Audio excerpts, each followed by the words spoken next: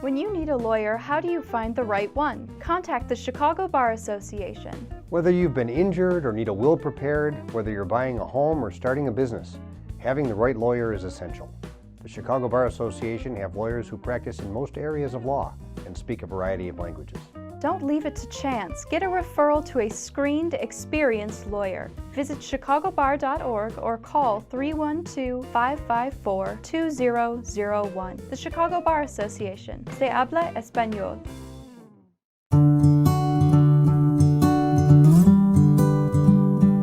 The Chicago Bar Association was created back in 1874 as just a general resource to help attorneys network with each other and be successful in their practices.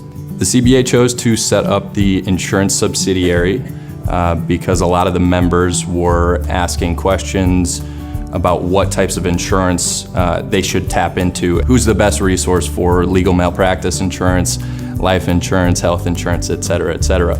And rather than sending those elsewhere, we figured we'd be a better resource if we just kept it all in-house and they had a familiar face to work with on a regular basis. And we think that it's very important to get the word out and let our members know that we're around to help as a resource. On top of that, we can work with any law firm or any attorney in the United States. When a law firm comes to us for a second opinion on their legal malpractice insurance policy, we're usually able to find them a lower price for the same coverage or better coverage, or in some instances, actually both. We can find a lower price for better coverage, which is obviously the end goal. Insurance is something that not a lot of people know the ins and outs of it, and maybe a smaller firm or a solo attorney needs that consultant to really keep them in line or to provide information to take it off of their plate. They have enough going on dealing with clients, collecting bills, doing everything that makes them successful in their profession. What I'm here to do is to be a resource and really to just provide assistance in something that they are not inherently an expert in.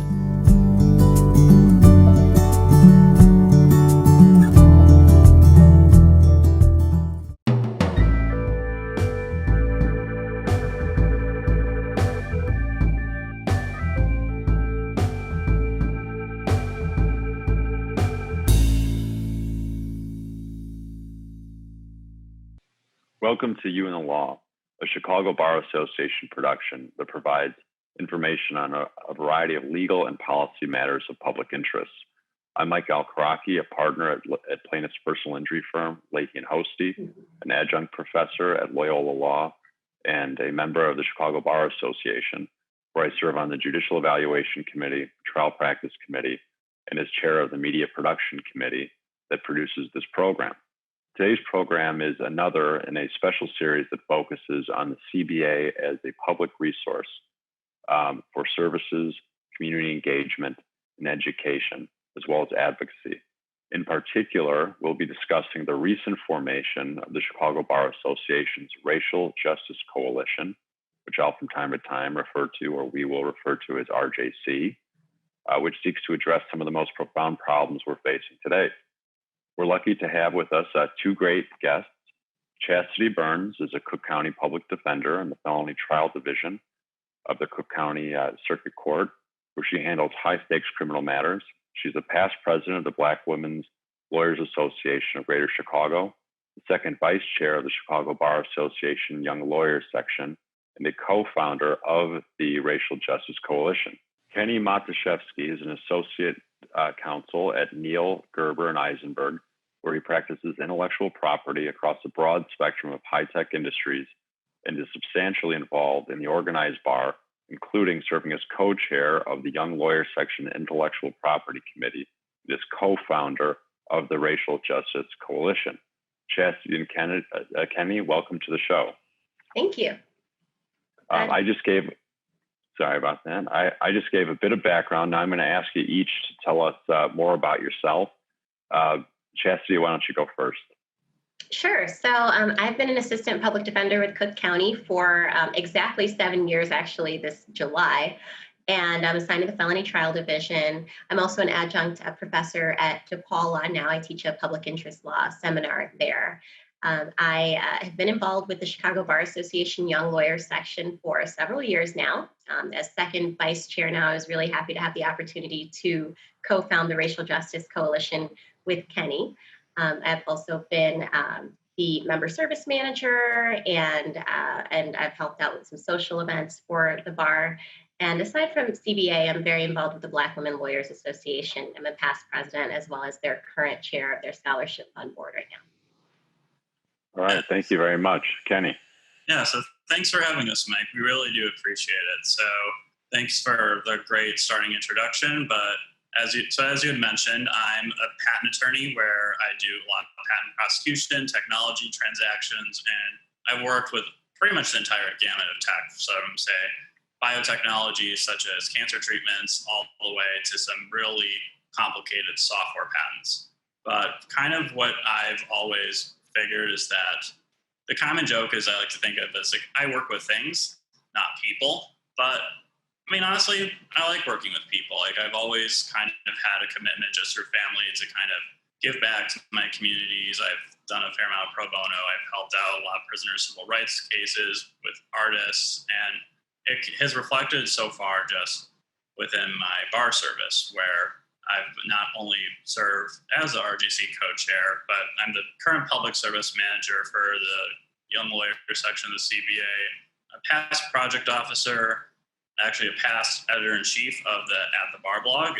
It's the Chicago Bar Association's blog, where we just have a lot of interesting current events that we profile and news about the legal community. I've also been involved in several committees as co-chair for the Intellectual Property Law Association of Chicago, and have also served on the ISBA's IP section council for a few years now. So one thing that kind of led me to forming the RJC is that it's actually personal for me in some ways. Both of my sisters are Black and everything, so I knew that this was something that after seeing everything that happened with the protests and seeing how there was time for change, I figured, well, now's the time to use the resources that we have. Now's the time to kind of step in, because it is personal. It's something that's important, and it should be personal for everyone. Sure. And you know what, I was thinking about whether or not I would reference this, but I think I'm going to say it right off the bat, maybe set the tone a little bit as we focus on your work, co-founding, both of you, the RJC, and digging into what it is exactly about. There was the president spoke. It would have been last night at the RNC, and among the things that occurred was there was a little bit of a riff that was fairly critical of lawyers, frankly, for getting in the way of things. And as lawyers, I don't think it's a stretch to say sometimes we're really supposed to get in the way of things. And it seems like that is what is going on with the RJC. And Chastity, if you can tell us a little bit about the background, Kenny shared some, and what exactly you and the CBA is supporting you. Because this grew out of the Young Lawyers section, as I understand, but it's been adopted by the larger Bar Association, and even in partnership with other organizations. Can you tell us a little bit about the formation of this and what's ahead? Sure. So you mentioned lawyers kind of getting in the way, and I think that the RJC is supposed to do exactly that. As the late John Lewis would say, we should be getting into good trouble, and that's the sentiment that the RJC was born out of. It started with us just really wanting to be proactive and do something to help the situation in the midst of all of the killings that were happening at the hands of law enforcement all over the country. And so we decided that we would be more effective in trying to enact change and social reform and racial justice if we unified with other organizations that have similar missions or that have similar goals and want to achieve some of the same changes that we do. So that's where the RJC comes from. And we just reached out to a lot of different bar associations in the Chicagoland area, and actually beyond in Illinois and all over the country. And just asked, we said, this is what we're setting out to do. This is how we want to do it. And do you want to get on board? And we were really pleasantly surprised by how many people were really interested in doing something. I think there was kind of a feeling of despair and helplessness, really, because you're watching the news and you're watching all of these terrible things happen and you're seeing people protest in the middle of a pandemic and you just don't know how you can help. So this, I think, provided a vehicle to make some change for a lot of people. Sure, and I want to get into some of the specifics of what you've already done in the early days of this group and what's coming next. But I'd like to take a moment to sort of tie it into the mission and direction of the larger Chicago Bar Association. We just did, and I'm not going to be hopefully talking too much, but I wanted to mention we just did a program about the larger CBA, and President Mariam Ahmad was on that, and she discussed in some detail her vision for her leadership year that includes, among other things, probably centrally, a call to lawyers and perhaps young lawyers like yourselves in particular to rise to positions of leadership to address and confront some of these challenges which you just referenced. And if you can tell us what has already been done in that regard.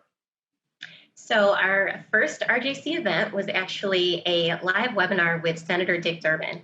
He was one of the sponsors of the Justice and Policing Act, along with several other progressive senators and whatnot. And so we had him on and we talked to him about the act, about the origins, about what his role had been in it and why it came about.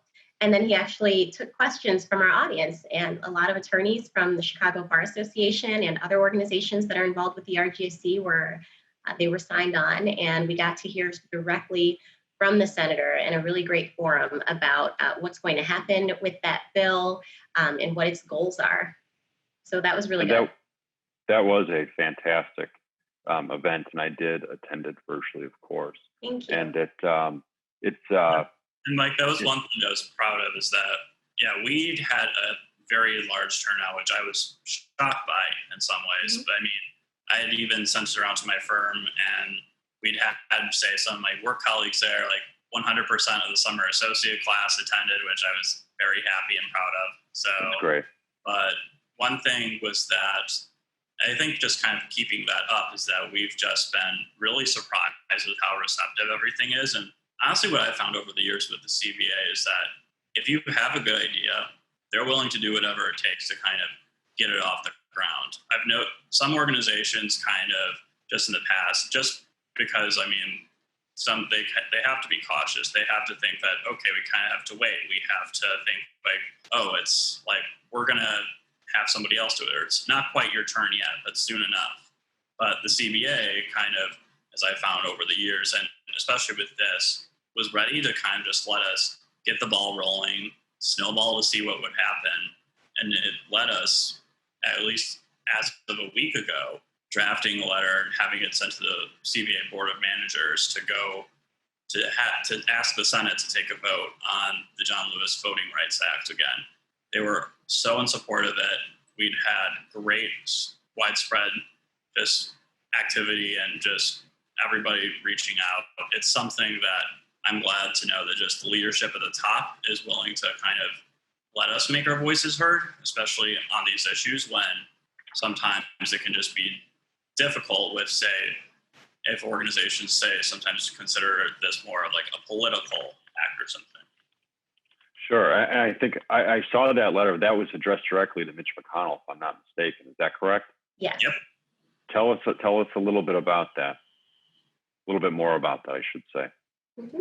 Yeah, so it came about when the CBA has their legislative committee. So one of our upcoming events on September 30th is actually going to be dealing with how CBA members and Racial Justice Coalition members can use the CBA's in-house legislative committee and team to make their voices heard on a wide variety of issues. It's a resource that formally is just kind of not known about as well because only some committees tend to use it, but we wanted to change that.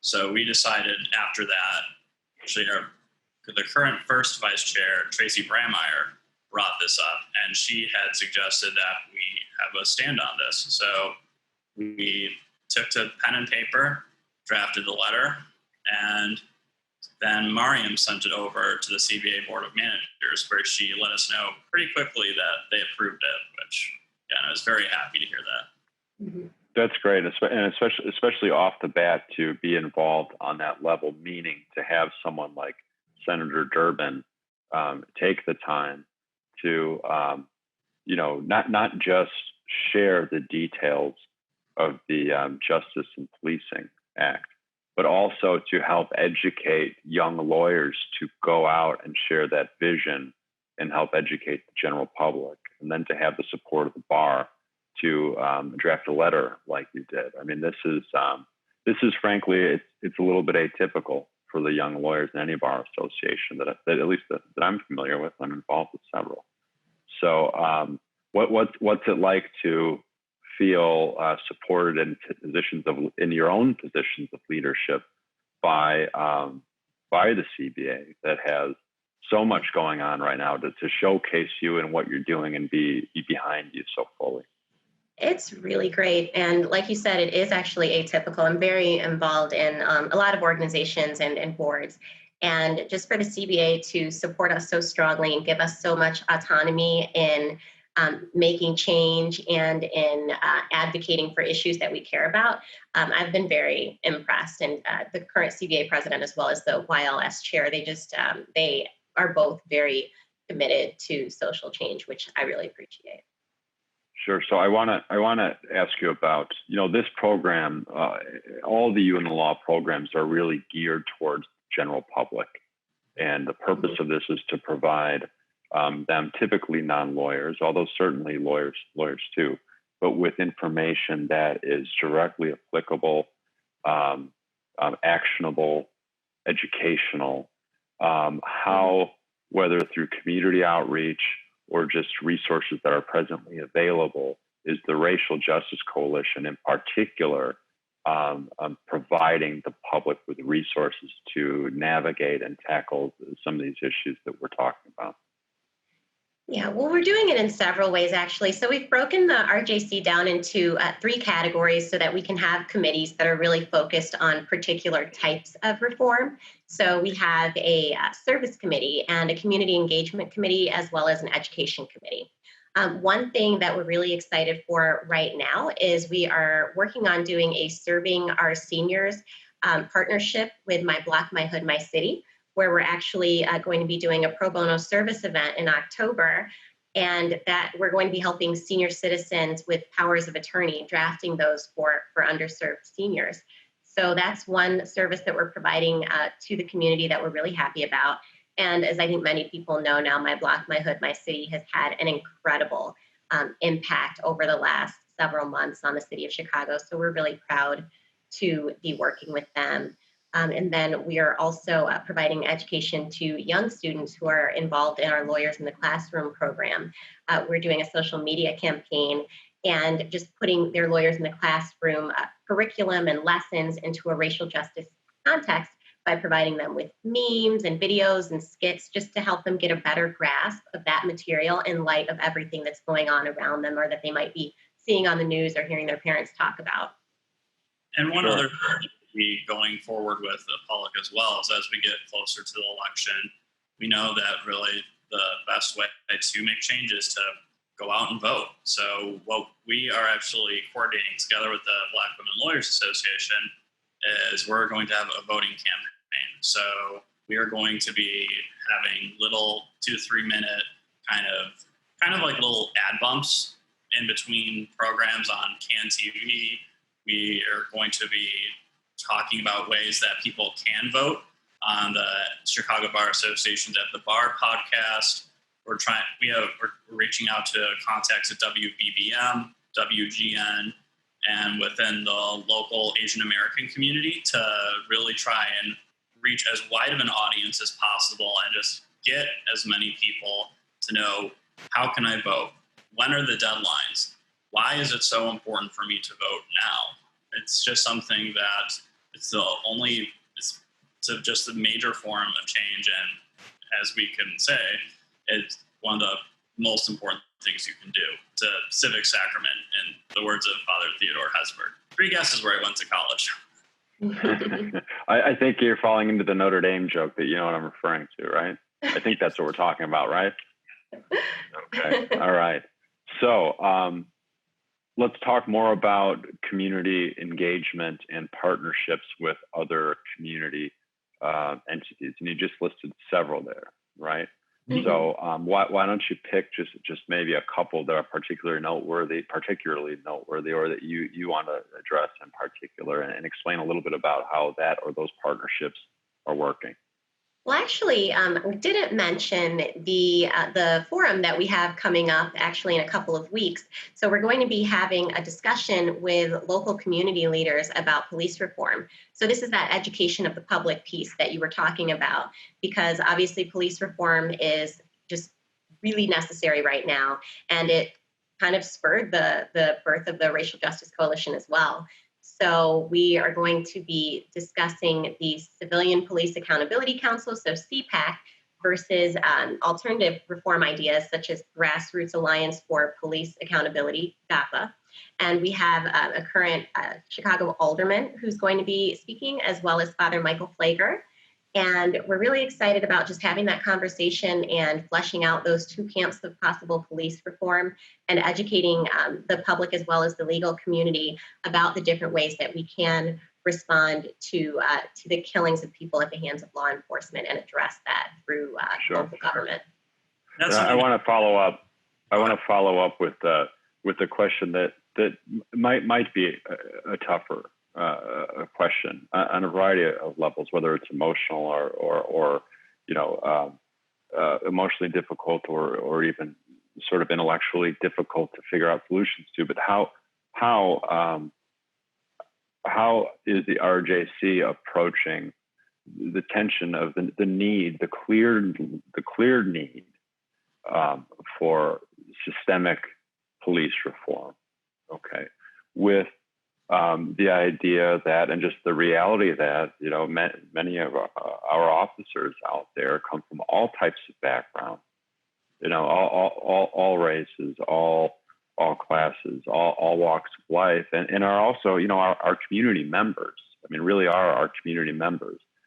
So the humanization of the police, the relationship between the police and the community, which has to really be established, I would imagine, right? And that's something, Mike, that's a good point that you brought up, because pretty much what our main goal is with the RJC is to create a dialogue about these types of situations, about reform, about how to interact with the community, about issues that affect diverse and underrepresented groups of people. These are things that people should be considering. They should be kind of thinking about. And one thing that we hope through the RJC is just by hearing so many different perspectives, by learning from just a wide variety of people, or say from a wide variety of roles all across the country, we're hoping that will allow people to approach this issue with an open mind, to mull it over, and to just really think about just critically what they can do for themselves and for their own communities. Because this is something that is, as a collective, that we can do, but it starts with each individual person having their own thoughts, thinking about what to say, and what their ultimate conclusion is on some of these issues. I also think that a lot of the clashes that happen between the community versus law enforcement comes from just a lack of understanding as far as maybe the importance of racial and cultural differences and what those differences are and how they are an asset, and just both sides kind of understanding each other better. So I think that through the Racial Justice Coalition, with us providing the education on the importance of diversity, the importance of inclusion, not just in the legal profession, but in the community as a whole, we're kind of helping that conversation along and hopefully helping to build a better mutual understanding between the community and police. Sure. And in that vein, I want to follow up with what is sort of another, bigger question. And that is, the role of the CBA, the role of the Young Lawyers section in the RJC, which of course is comprised of lawyers with a focus on justice.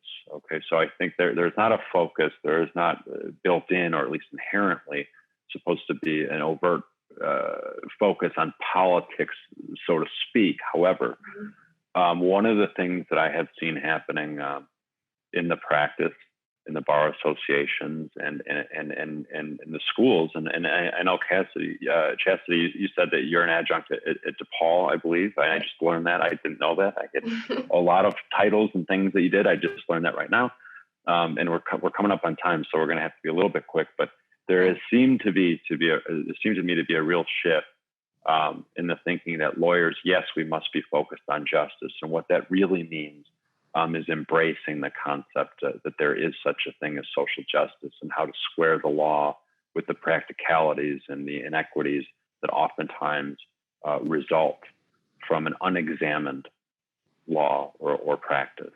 So how do you feel, and now we're a little short on time for a big question, but how do you see your role through the RJC as promoting justice? I think that our role as attorneys really does involve a responsibility for advocacy and to be a voice for underrepresented people. And that's, I think, where the RJC comes in, as emphasizing the importance of that role.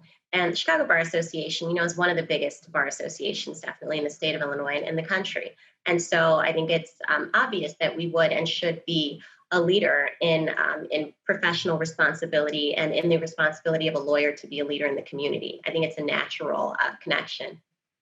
And it's consistent with the rules of professional responsibility, which have been updated to reflect the needs of the time, right?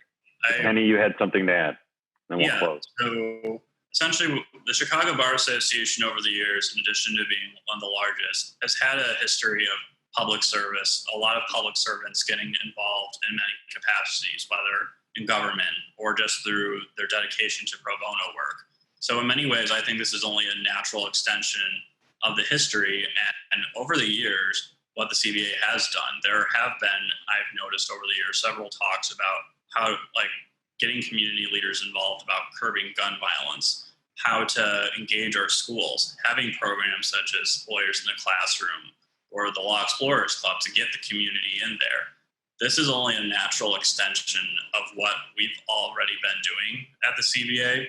And it's something that I find is that it's a special organization. It kind of come in thinking, not necessarily a different way, but just from your time getting involved there, just getting to know the people that are really there, you come away almost inspired or have a different perspective on what it means to serve the public. All right. Well, with that, we appreciate your energy and you taking the time to do what you're doing, and also for appearing on this show to help spread the word and keep up the good work. Finally, we want to thank our viewers out there. Thank you for tuning in to this installment of You in the Law.